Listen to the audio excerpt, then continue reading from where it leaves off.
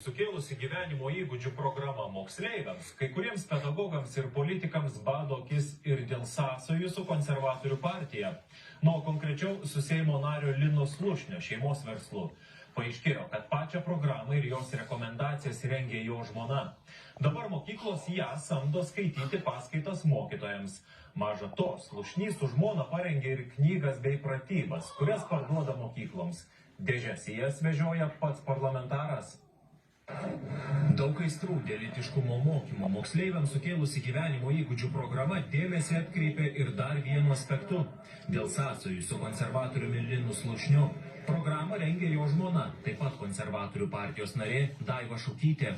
Jeigu jau pradėti apie tą verslą arba tą programą. Slušnys patikina, kad su žmona šioje kryptyje dirba jau seniai, kol šalies politikai apie gyvenimo įgūdžių programą dar nė negalvojo. Jis buvo pradėta į Lietuvą atėjo 2006 metais, man atrodo 2005 metais. Taip, aš kartu su žmona mes prevencinę vieną programą amerikiečių atvedėm į Lietuvą. Slušnys tvirtina, kad jie su žmona dirbo pagal Ilinojaus universiteto programą, kol galiausiai 2019-aisiais valstiečių vyriausybė priėmė sprendimą, kad turi būti sukurta išsami gyvenimo įgūdžių programa, kuri atsirastų mokyklose. Ir pakviečia kurti tą programą. Vienas iš tų kūrėjų yra mano žmona. Daiva Šukytė turi išskirtinę ekspertizę socialinio emocinio ugdymo temoje ir kas yra jos vyras, tam neturi įtakos. O paruošus gyvenimo įgūdžių programą su ją supažindinti reikėjo Lietuvos mokytojus. Tad nacionalinė švietimo agentūra paskyrė čia dirbančią Daivą Šukytę kaip programos kūrėją, kad ši parengtų rekomendacijas mokytojams.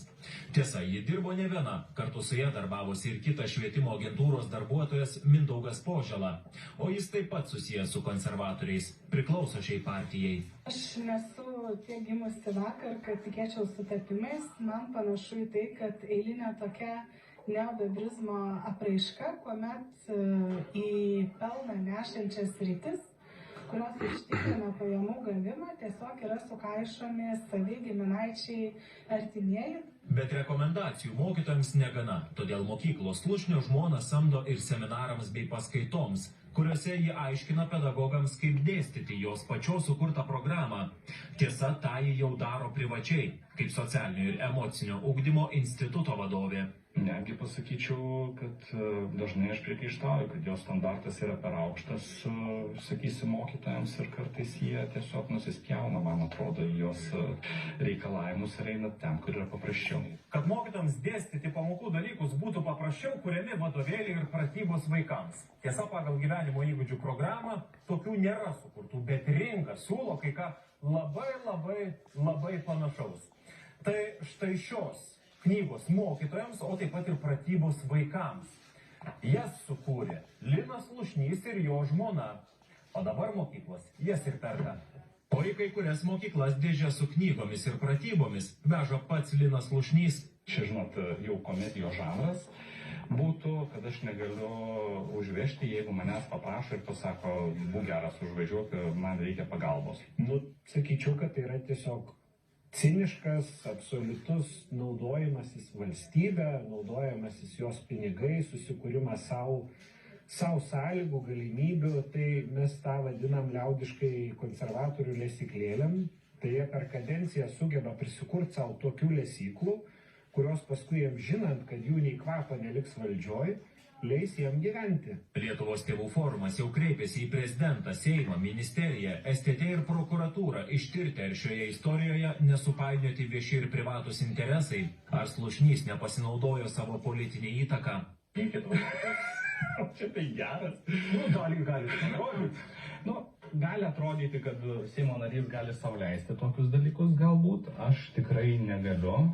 Aš negaliu net ministrui paskambinti ir pasakyti, ką daryti. Nacionalinė švietimo agentūra vykdė ekspertų atranką programoms rengti.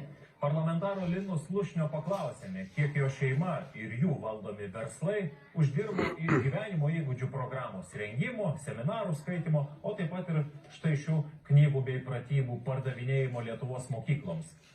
Politikas tiesiai neatsakė, skaičių neįvardijo, tik sakė, kad tikrai nepralobo. Daug nesusikraunat pinigų? Ne.